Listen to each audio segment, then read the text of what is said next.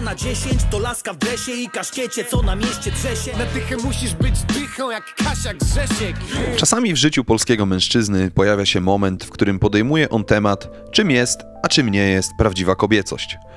W odniesieniu się do tego tematu posłuży mi krótka wypowiedź użytkownika Druga strona medalu do krótkiego komentarza pani Żanety. Do poruszenia jest kilka tematów, postaram się do nich precyzyjnie zajrzeć, a na koniec podzielę się konkluzją, którą stali widzowie tego kanału znają. Uwaga, spoiler, będzie intelektualny bełkot, odgrzewane kotlety i banały o akceptacji, skupieniu się na tym, co w naszej kontroli i wzięciu odpowiedzialności. Zacznijmy jednak od komentarza pani Żanety. Ladies first. Żaneta. Panowie, jedną z przyczyn wyimaginowanych wymagań kobiet i wybredności jest kryzys męskości. Nawet kobiety w waszej skali 2 na 10 nie traktują poważnie samców beta bez męskiej postawy zasad ramy. Stop. W skali od 1 do 10, jak bardzo zgadzamy się z panią Żanetą? Ja 10, a ty? Pani Żaneta podzieliła się 2 tezami i ja z obiema lub oboma się zgadzam. Oczywiście, jak zwykle, dużo zależy od definicji i interpretacji, because zawsze istnieje ryzyko, że Jordan Peterson didn't mean that in the way everyone would interpret it. Pozwolę się podzielić moją roboczą definicją męskiej postawy, zasad i ramy. Znajomość swoich wartości, kierowanie się nimi i bezwzględna asertywność, gdy ktoś je narusza. Zauważyłbym, że jest to tożsame z definicją męskości jako bycie w swojej prawdzie, co omawiałem w odcinku pod tytułem Prawdziwa męskość. Taki sequel się robi. Brak powyższych nazwałbym kryzysem męskości. I tak, obserwuję w naturze zarówno ten kryzys, jak i brak szacunku do takich mężczyzn, nawet od kobiet, które pozornie, na papierze, wydawałyby się niższe statusem. Mogą takie one kobiety, motywowane pewnymi korzyściami, nawet pozostawać w relacji z takimi onymi mężczyznami, ale szacunek w tych onych relacjach jest co najwyżej wątpliwy. I tak, czuję żenadę. Czuję wielką żenadę. No, Ale trudno, takie są czasy. Nie jestem po to, by to oceniać, ale po to, by się racjonalnie do tych czasów odnosić. Jak kameleon. To jest właśnie ta sztuka adaptacji. To są te detale. Posłuchajmy teraz, co mówi użytkownik DSM, bo zadaje ciekawe pytania. Weź mi wytłumacz jedną rzecz. Możesz to wziąć do siebie nawet. Po co my mamy podkręcać nasze możliwości, nasze zarobki, nasz wygląd, maksować to wszystko? Gdy wy nie chcecie rodzić dzieci, nie chcecie sprzątać, nie chcecie zmywać. Ja nie mówię teraz tutaj konkretnie o tobie, mówię generalnie o tendencjach w Polsce i na całym świecie. Po pierwsze, primo, rozróżniłbym męską postawę, zasady i ramę od zarobków. Nawet jak nie mamy jakiejś super wyobraźni, to chyba wszyscy możemy wyobrazić sobie szanującego się w kontekście relacji bezdomnego i nieszanującego się w kontekście relacji milionera. Ja nawet sobie nie muszę wyobrażać, poznałem takich ludzi i tak, czułem żenadę. Po drugie, primo, warto jednak pochylić się nad pytaniem o motywację do starania się o zarobki czy wygląd. Sam osobiście spędziłem tysiące godzin nad pytaniem, po co robić cokolwiek, po co wstawać z łóżka. Z tej perspektywy pytanie o zarobki czy wygląd jest bardzo łatwe. Podpowiedź jest we fragmencie. Ja nie mówię teraz tutaj konkretnie o tobie, mówię generalnie o tendencjach w Polsce i na całym świecie. Załóżmy, że kobiety generalnie nie spełniają oczekiwań danego mężczyzny do bycia partnerką, żoną, matką jego dzieci. Załóżmy, że jest to nawet 90% kobiet. Oznacza to, że istnieje 10% kobiet, które spełniają te oczekiwania. Każdy ma swoje oczekiwania, nie każdy je zna. Dla jednego będzie ważniejszy wygląd, dla drugiego rodzenie dzieci, dla trzeciego jak dobrze kobieta sprząta dom. Co do czwartego, jego historii nie pisałem. Stoję jak stałem, drogę swą wybrałem sam. Oto lista racjonalnych motywacji do tego, żeby dbać o swój wygląd i zarobki. Jeśli nie chcesz mieć kontaktów z kobietami, to nadal będziesz się lepiej czuł dobrze wyglądając, a finansowe możliwości pozwolą ci na więcej ciekawych doświadczeń typu nurkowanie na Palau. Zachodnia Mikronezja. 340 małych wysepek. Przejrzystość wody 50 metrów. 1500 gatunków ryb. A temperatura wody 27 stopni. Jeżeli zechcesz mieć kontakty z kobietami, ale bez związków, to status finansowy i wizualny na pewno w tym pomoże. Niezależnie, czy będą cię interesowały tanie prostytutki, drogie prostytutki, czy tak zwane normalne dziewczyny. Może nawet się zdarzyć tak, że jednak zechcesz związku z kobietą, pomimo alarmujących trendów. Dbanie o swój wygląd i zarobki zwiększy szanse na zdobycie kobiety, która spełnia twoje oczekiwania. Zakładając, że jest kryzys kobiecości, jest ich mało, więc warto pokonać konkurencję. Jak się uda ją zdobyć, to aby reprezentować wartość, która będzie motywowała ją do tego, żeby zostać i starać się być dobrą partnerką. Jeżeli przestanie się starać i przestanie spełniać oczekiwania i nie będzie chętna, aby nad tym pracować, wygląd i zarobki mogą pomóc w znalezieniu nowej kandydatki. Przepraszam, jeśli brzmi to bezdusznie i bezwzględnie, to proszę przesłuchać jeszcze raz, bez angażu emocjonalnego. Czy merytorycznie możesz się nie zgodzić z którymkolwiek ze zdań? Poza tym jeszcze nie skończyłem. Jeżeli dojdzie do etapu, w którym macie dzieci, może nawet wspólny kredyt, Majątek, samochody, kurwa, firmy, sekretarki. a jednak z jakichś powodów kobieta zacznie naruszać wartości i nie będzie chciała przestać i będzie chciała iść na wojnę, to wojna kosztuje. Niezależnie od tego, czy potrzeba bandy prawników, ludzi do zastraszania, nawet zorganizowanie porwania czy innych ruchów, które uznasz za optymalne, to wszystko kosztuje pieniądze.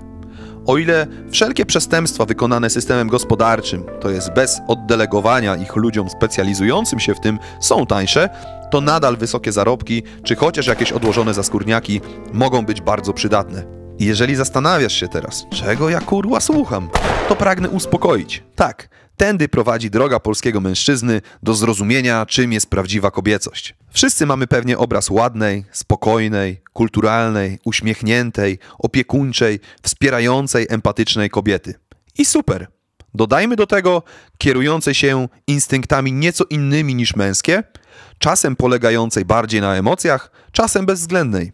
I już zaczynamy mieć kontakt z rzeczywistością. Tak jak uniwersalna koncepcja męskości może być bardzo ogólna, tak samo jest z koncepcją kobiecości. Im bardziej precyzyjnie określimy nasze indywidualne oczekiwania, standardy czy wymagania, tym łatwiej będzie nam je komunikować i trzymać tak zwaną męską ramę. Przyjrzyjmy się paru czynnikom, tak jak pan Paweł powiedział. Pan Paweł, kurwa! Paweł, no kurwa, jedziemy! Gdy wy nie chcecie rodzić dzieci, Jeżeli dla mężczyzny potomstwo jest dealbreakerem, to może na pierwszym spotkaniu zapytać pani, jaką ma wizję swojej rodziny w przyszłości. Jak mu się zapomniało zapytać, może to zrobić niezwłocznie, jak mu się przypomni, na przykład po 10 latach. Jeżeli pani powie, że nie chce rodzić dzieci, mężczyzna ma taką możliwość, takiego asa w rękawie, jak powiedzieć: o, szkoda, ja chciałbym założyć kiedyś rodzinę, ale miło było cię poznać i życzę wszystkiego dobrego w przyszłym życiu. nie chcecie sprzątać, nie chcecie zmywać. O tym też można porozmawiać. I jeśli nie wyobraża sobie dany mężczyzna być z partnerką, która nie chce sprzątać, to uczciwym będzie zakończenie takiej relacji. Nieuczciwym będzie pozostanie w relacji i wymuszanie tego czegoś. Macie tylko roszczenia cały czas. Tutaj trafiony zostałem w mój czuły punkt. Nienawidzę roszczeniowych zachowań prawie tak, jak dr Michał Wankę studentów. Ale mam świadomość, że po mojej stronie leży zakomunikowanie moich odczuć w momencie, gdy napotkam takie roszczenia. Jeżeli tego nie zrobię i będę tkwił w relacji tak chujowej jak program Wujka gdzieś na jakimś TV, to między kryzysem kobiecości a kryzysem męskości spokojnie możemy postawić czysty X. W sensie remis. Nie macie żadnych wartości, które miały nasze matki i babcie. Która potrafi kupić sernik w dzisiejszych czasach? Jako osoba z zaburzeniami odżywiania, która przed oświeceniem lubiła se przyjebać 2 kilo sernika, miałbym problem, gdyby kobieta kompulsywnie piekła mi codziennie serniki.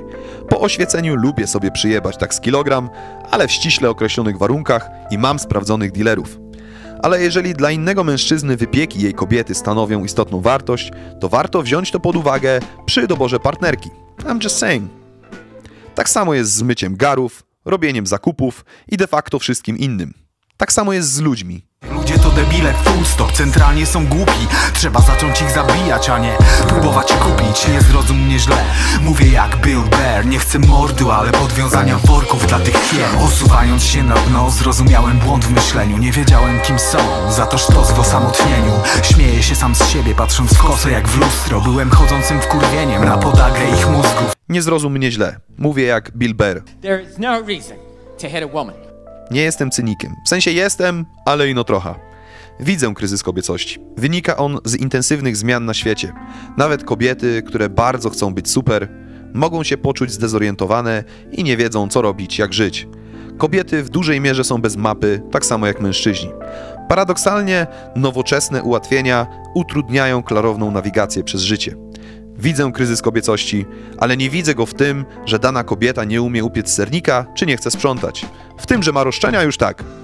Kobiecość nie jest wtedy, kiedy wynegocjuje się od niej posprzątanie, zrobienie 2 kaw, upieczenie sernika, umycie garów, czy zrobienie gały za towar. Kobiecość jest wtedy, kiedy kobieta robi to sama z siebie, bo widzi mężczyznę i chce coś dla niego zrobić. Szklanka wody z kranu, podana leżącemu na kanapie chłopowi, będzie dla niego więcej znaczyła arguably, niż wynegocjowane posprzątanie mieszkania i upieczenie 2 kilo sernika. Brakuje uważności i nie widzimy drugiego człowieka. Kiedyś uważność nie była aż tak niezbędna, jak jest dziś. Jesteśmy ogłupiani przez nadmiar bodźców.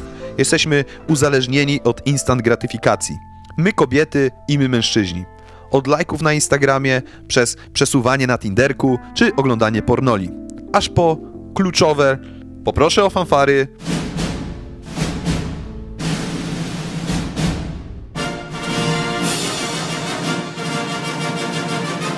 wytykanie palcem i obwinianie innych. Wina kobiet. Och, jak dobrze się czuję z tym, że uwierzyłem, że to nie moja wina. Zajebiście, nic nie muszę robić. Wina mężczyzn. Gdzie ci mężczyźni? Mój były był toksykiem. Wina Tuska, wina Sruska. Wina aligatorów, że mnie zjadły. Wina koła od ruletki, że przegrałem 1 000 000. Twoja wina to jest najbardziej toksyczne źródło instant gratyfikacji. Oznacza to, że nie muszę brać odpowiedzialności za swoją sytuację. Zawsze można na kogoś zwalić winę. Następnym razem, jak wytkniesz komukolwiek cokolwiek, zapytaj się najpierw, ile dzisiaj zrobiłem przysiadów, martwych ciągów i ćwiczeń, które wymagają koordynacji ruchowej i utrzymania równowagi. Pamiętajmy tylko jedno, brzuch to jest mediator, a kaloria to jest kaloria. A cokolwiek cię spotyka, to nie jest twoja wina. It's not your fault. It's not your fault.